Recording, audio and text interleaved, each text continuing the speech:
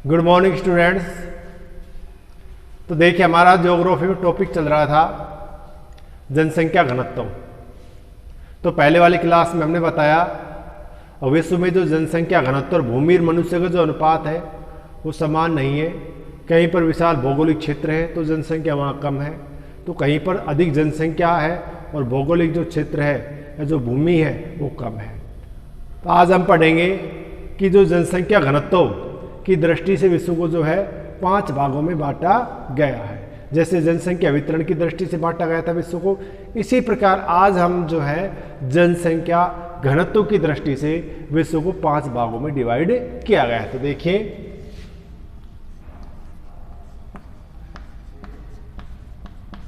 जनसंख्या घनत्व की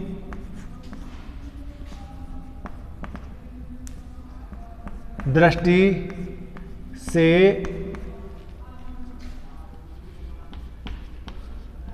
विश्व को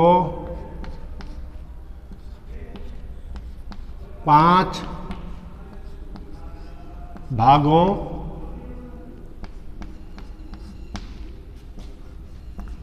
में बांटा गया है। और विश्व को जनसंख्या घनत्व की दृष्टि से जो है 5 भागों में बांटा गया है। तो पहला देखिए अत्यधिक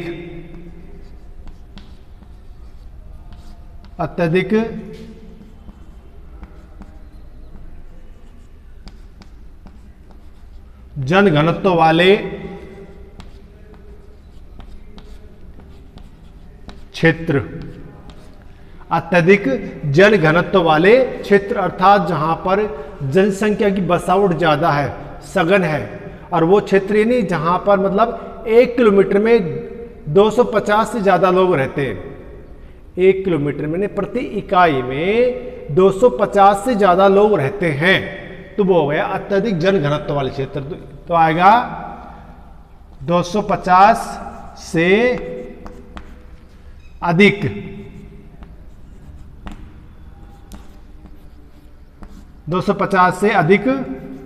वाले क्षेत्र, ऐसे क्षेत्र जहां पर जनसंख्या घनत्व 250 से जो है ज्यादा पाया जाता है, अधिक पाया जाता है, तो वो क्षेत्र हम आप जानेंगे। तो देखिए बेटा वही क्षेत्र है जो हमने जनसंख्या वितरण में जाना था। जैसे अपने एशिया महाद्वीप में आ जाते हैं तो एशिया महाद्वीप में पूर्वी एशिया है, दक्षिणी पूर्वी एशिया है। इसी प्रकार आप यूरोप में आ जाइए तो यूरोप का जो पश्चिमी भाग है वहाँ पर ये ऐसे क्षेत्र यहाँ पर मिलते हैं। इसके अलावा आपका जो उत्तरी अमेरिका में यदि हम बात करें तो उत्तरी अमेरिका में आपका मतलब उत्तर पूर्वी अमेरिका या कनाडा का जो क्षेत्र है किस में आते हैं, अत्यधिक जनघनत्व वाले क्षेत्र में आते हैं। अब इसका कारण क्या है कि यहाँ पर इतनी ज़्यादा मात्रा में जनसंख्या निवास करती है, इसका कारण क्या है? तो देखिए कारण बेटा ये है इनका, यहाँ पर एक तो समतल भूमि पाई जाती है, समतल और उपजाऊ भूमि है, तो यहाँ प्रचुर मात्रा में कृषि की जाती है, उद्योग है, परिवहन के साधनों का विकास हुआ है। परिवहन के साधन जैसे रेल परिवहन है, सड़क परिवहन है, वायु परिवहन है। इसके अलावा यहाँ पर प्रचुर मात्रा में जो खनिज पदार्थ पाए जाते हैं और यहाँ पर रहने की जो अनुकूल दशाएं हैं, यानी मनुष्य की बसावट की यहाँ पर अनुकूल दशाएं होने के कारण यहाँ पर जो है जनसंख्या घनत्व अधिक पाया जाता है। यानी 250 से ज़्यादा, वो 500 भी हो सकता है, 1000 भी हो सकता है, 2 भी हो सकता है, 7000 भी हो सकता है, 10,000 भी हो सकता है। जैसे आप दिल्ली की बात करें भारत में, तो दिल्ली में 1 किलोमीटर में यदि बात करें तो 10,000 से ज़्यादा लोग हैं। इसी प्रकार सिंगापुर ले लें, एशिया महाद्वीप का देश, तो वहाँ पर लगभग 8,000 है, 7,797 लोग वहाँ पर निवास करते हैं। ठीक है। इसी प्रकार बांग्लादेश आप ले लो तो बांग्लादेश में लगभग 1088 लोग जो हैं 1 किलोमीटर में निवास करते हैं। तो बेटा ये हो गया जहां पर यानी 250 से ज़्यादा लोग प्रति वर्ग किलोमीटर पाए जाते हैं, वो अत्यधिक जनसंख्या वाले क्षेत्र या जनघनत्व वाले क्षेत्र। उसके बाद है अधिक जनघनत्व वाले क्षेत्र, अधिक जनघनत्व वाले क्षेत्र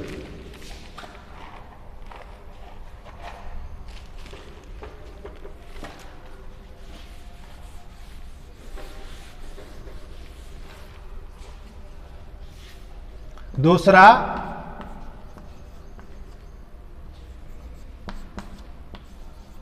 अधिक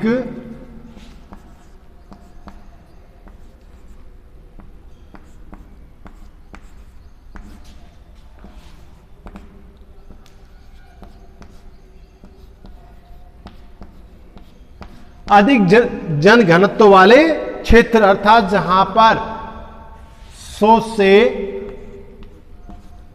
250 व्यक्ति 250 व्यक्ति प्रति वर्ग किलोमीटर, प्रति वर्ग किलोमीटर निवास करते हैं।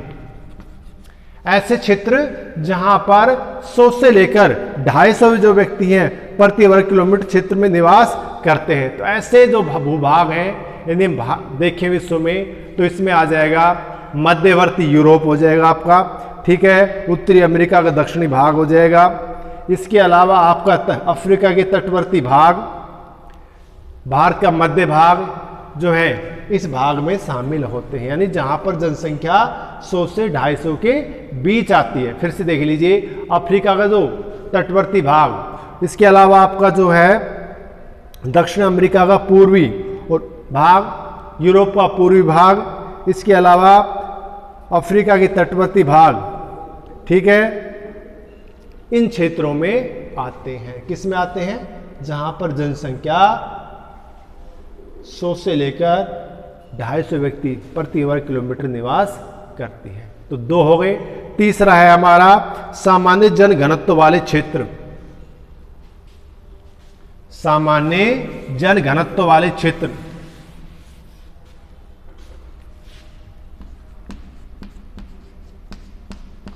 सामान्य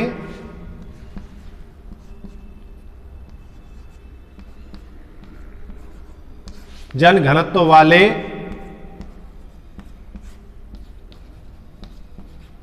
क्षेत्र। सामान्य जन घनत्व वाले क्षेत्र, यहां पर जो प्रति वर्ग किलोमीटर है, 1 किलोमीटर में 10 से लेकर 100 व्यक्ति जो है यहां पर पाए जाते हैं। यानी 10 से लेकर 100 व्यक्ति प्रति वर्ग किलोमीटर पाए जाते हैं। यहां पर इतनी जनसंख्या कम क्यों पाई जाती है? एक तो यहां पर अस्थायी कृषि की जाती है, मरुस्थलों के किनारों पर वानिकी, पशुचारण, आखेट यहाँ के लोगों की मुख्य क्रिया होती हैं। समझ गए ना? यानी ये जो क्षेत्र होते हैं पिछड़े हुए क्षेत्र होते हैं, सामाजिक दृष्टि से, विकास की दृष्टि से ये जो क्षेत्र हैं ये कैसे क्षेत्र होते हैं? पिछड़े हुए क्षेत्र होते हैं, इसलिए यहाँ पर जो जन घनत्व भी कम मिलता है। इसके अलावा यहाँ पर जो भौगोलिक दशाएं वो भी अनुकूल नहीं होती। अब इसमें जो क्षेत्र आ जाएंगे वो आपके आ जाएंगे एशिया, अफ्रीका और उत्तरी अमेरिका का जो दक्षिणी जो भाग है, घास के जो मैदान है, घास के जो मैदान है जो पशु चारण के लिए उपयुक्त है, वो क्षेत्र इसमें आते हैं। किसमें? सामान्य जन घनत्व में। यानी जहां पर जो 1 किलोमीटर में 10 से लेकर 100 व्यक्ति प्रति 1 किलोमीटर में निवास करते हैं। ठीक है। कारण यहां पर क्या लोग क्या कार्य करते हैं? मुख्य रूप से कार्य कृषि करना। कृषि कौन सी? अस्थायी कृषि या झूमी कृषि भी आप कह लो। पशुपालन हो गया, आखेट हो गया, भोजन संग्रहण हो गया। इस कारण यहां पर जनघनत्व कम पाया जाता है। उसके बाद अगला जो है हमारा चौथा, सामान्य वाला हमारा हो गया। उसके बाद है कम घनत्व वाले क्षेत्र। चौथा, कम घनत्व वाले क्षेत्र।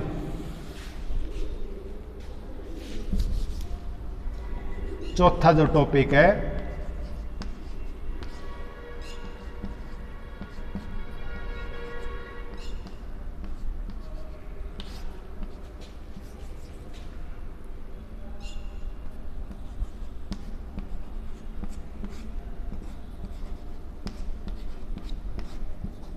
कम जन घनत्व वाले क्षेत्रों में देखिए, अब इसमें कितने 1 किलोमीटर में 1 से लेकर मात्र 10 व्यक्ति ही निवास करते हैं।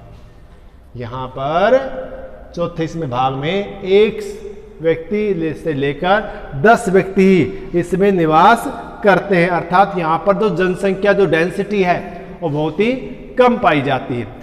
अब कम किन किन देशों में पाई जाती है?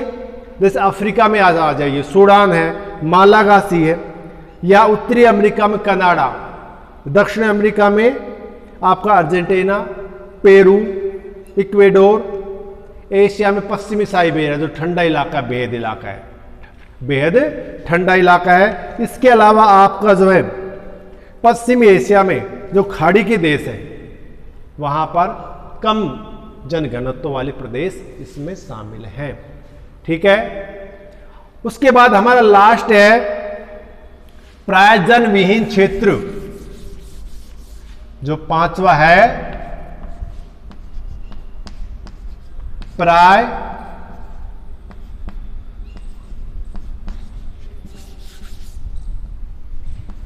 जन विहीन क्षेत्र। जो हमारा जो लास्ट का टॉपिक चल रहा है वो प्राय जन विहीन क्षेत्र। यहां पर बेटा 1 से कम प्रति वर्ग किलोमीटर, यानी यहां पर जो है 1 किलोमीटर में 1 से भी कम लोग पाए जाते हैं। ऐसा जो है, ऐसा पृथ्वी पर 70% भूभाग पृथ्वी ऐसी है। इसी प्रकार से जो है पृथ्वी का 70% भाग ऐसा ही है 100 में से, जहां पर 1 से भी कम लोग यहां पर निवास करते हैं। अब इसका कारण क्या है? कारण यह है यहाँ की अत्यधिक आर्द्र जलवायु, यानी ठंडे प्रदेश, गर्म प्रदेश, ज्वालामुखी विस्फोट, प्राकृतिक आपदाएं।